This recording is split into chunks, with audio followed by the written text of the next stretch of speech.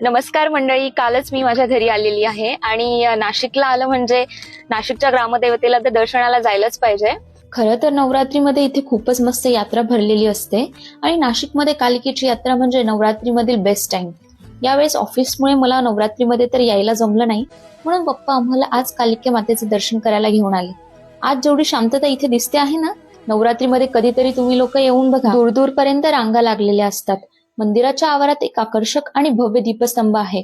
हा दीपस्तंभ मंदिराच्या स्थापत्यशास्त्राचा एक भाग असून तो एक विशेष आकर्षण आहे. मंदिरात प्रवेश करताच देवीचे मनमोहक रूप बघायला मिळते. मध्यभागी कालिकी मातेची मूर्ती असून तिच्या दोन्ही बाजूंना सरस्वती मातेची आणि महालक्ष्मी मातेची मूर्ती आहे. दर्शन घेऊन आम्ही तिथे असलेल्या गायीच्या गोठ्याजवळ गेलो आणि इतकं क्यूट वासरू तिथे होतं, मन तर करत होतं घरीच घेऊन जावं.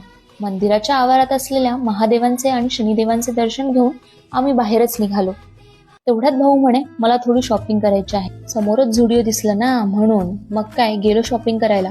खरं सांगायचं तर मुलींना जेवढा वेळ लागत नाही ना शॉपिंगला, त्यापेक्षा डबल याला लागतो. पप्पा तर म्हणे तुम्ही घेत बसा, मी चाललो खाली. मग काय थोडंफार शॉपिंग करून घरी लगेच निघालो, कारण मातोश्रींना आज फराळाच्या चकल्या करायच्या होत्या. मग काय, चकली म्हटलं की विषय हार्ड असतो. मम्मीने बनवायला घेतानाच सांगितलं होतं, खायचं असेल तर सगळ्यांनी हेल्प करायची, नाहीतर कोणालाच मिळणार नाही. मग काय सगळे बसले किचन मध्ये येऊन. याचं तर चकली बनवणं कमी आणि रिकामी मस्तीत जास्त चालते. पप्पा म्हणे सरका, टाइमपास करत बसले. मीच पटकन करतो आणि 2-4 बनवून ते पण उठले. मग काय म्हटलं आपणच गोल गोल छान छान छोट्या छोट्या चकल्या बनवायला घेऊया. मग पप्पा मला म्हणे दीदी छोट्या छोट्या चकल्या करण्यापेक्षा मोठ्या बनव.